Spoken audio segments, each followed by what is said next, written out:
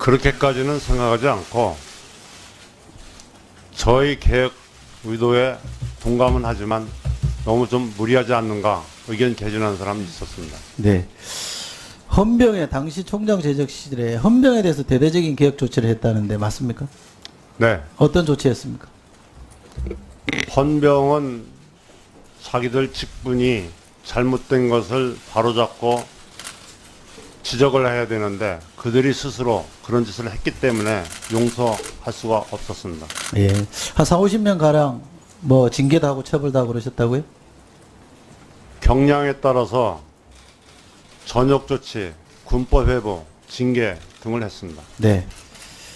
저는 이렇게 생각합니다. 제가 뭐 누구라고 특정할 수는 없습니다만 군에 있을 때 우리 송원부자가 군에 있을 때 밀어붙인 개혁 드라이브 때문에 손해를 보거나 피해를 입은 분들 또는 강력한 국방개혁 의지를 갖고 있기 때문에 국방개혁의 견인차로 송원부자가 등장함에 따라 불안해하는 분들이 막후에서 움직이고 있다. 저는 이런 추론을 갖고 있습니다. 때문에 저는 이 국방개혁을 둘러싼 갈등의 전초전이라 이렇게 생각하고요. 이거는 장관이 되시더라도 쉽게 끝날 싸움은 아니다. 저는 그렇게 봅니다. 그런데 입장을 바꿔놓고 생각해보면, 역지사지 해보면, 국방개혁을 둘러싼 갈등 프레임으로 이 문제를 해석할 수 있습니다만, 다른 한편으로는 군인으로서 음주운전한 것이나, 총장 퇴임 후에 로펌에서 고액의 자문료를 받은 것에 대해서는 비판을 받아도 저는 마땅하다고 생각합니다. 여기에 대해서 어떻게 생각하십니까? 그 지적에 대해서 대단히 옳은 말씀이라고 생각하고요. 26년 전 젊은 시절 한순간 실수를 저지른 거에 대해서 깊이 반성하고 있으며 국민 여러분들께 송구스럽게 생각합니다. 예. 요거 관련해서 제가 분명하게 좀 정리하고 싶은 게 하나 있으면 로펌 율촌이죠. 네. 법무법인 율촌 방산업체 LIG에 근무를 했습니다. 자문을 했습니다. 근무가 아니고요. 자문을 했는데 일반인들은 이렇게 생각할 겁니다. 도대체 뭘 도와줬길래 그처럼 많은 돈을 받았을까? 이런 의문을 갖고 있는 거고 저는 합리적 의심이라고 생각합니다. 제가 단도직입적으로 묻겠습니다. 율촌과 LIG에서 우리 후보자께서 제공한 자문은 어떤 내용입니까? 율촌에서는 저는 항상 군인이었을 때도 그렇고 현재도 그렇지만 국가와 군을 최우선적으로 생각했습니다. 율촌에서는 우리가 영국, 불란서, 독일과 같은 선진국으로 올라서기 위해서는 우리 원천 기술을 가진 방산 수출 수입을 해야만 하는 것으로 믿고 그런 법률적 지원을 해줄 수 있는 제도를 만드는데 의견을 제시했더니 요청에 수락을 하였습니다.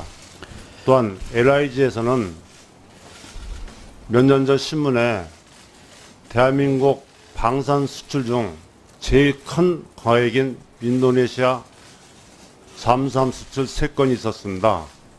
저는 현역 때 대한민국 해군 수상함 전투체계를 완벽히 국산화시켰는데 그에 따라서 수중함 전투체계는 미완이 되어 있기 때문에 그 분야에 요청을 해서 자문에 응했을 뿐입니다. 예. 지금 후보자님 말씀은 전직 해군 참모총장으로서 뭐 계약을 따내는데 로비를 한 게 아니라 우리 방산업체들이 해외 수출을 할 때 그걸 도와준 거고 다시 말씀드리면 수출 경쟁력을 강화시키기 위해서 전문가로서 자문을 해줬다 이런 말씀이신 거죠? 예, 맞습니다. 예. 그리고 그 성과가 잠수함 수출하고 이런데 상당히 기여를 했다 이렇게 보시는 거고요. 예, 자부심을 갖고 있습니다. 네. 저는 해군 참모총장으로서 국내 업체들끼리 국내 업체가 뭐 납품하는 게 아니라 우리 방산업체 수출하는 데 도움을 준 거는 잘한 일이라고 저는 생각합니다. 네, 이철 의원님 수고하셨습니다. 그렇고 현재도 그렇지만 국가와 군을 최우선적으로 생각했습니다. 율촌에서는 우리가 영국, 불란서, 독일과 같은 선진국으로 올라서기 위해서는 우리 원천 기술을 가진 방산 수출 수입을 해야만 하는 것으로 믿고 그런 법률적 지원을 해줄 수 있는 제도를 만드는데 의견을 제시했더니 요청에 수락을 하였습니다. 또한 LIG에서는 몇 년 전 신문에 대한민국 그렇게까지는 생각하지 않고 저희 계획 의도에 동감은 하지만 너무 좀 무리하지 않는가 의견 개진하는 사람이 있었습니다. 네. 헌병의 당시 총장 재적 시절에 헌병에 대해서 대대적인 개혁 조치를 했다는데 맞습니까? 네, 어떤 조치였습니까? 헌병은 자기들 직분이 잘못된 것을 바로잡고 지적을 해야 되는데 그들이 스스로 그런 짓을 했기 때문에 용서할 수가 없었습니다. 예. 한 4, 50명 가량 뭐 징계도 하고 처벌도 하고 그러셨다고요? 여러분들께 송구스럽게 생각합니다. 예. 요거 관련해서 제가 분명하게 좀 정리하고 싶은 게 하나 있습니다. 로펌 율촌이죠?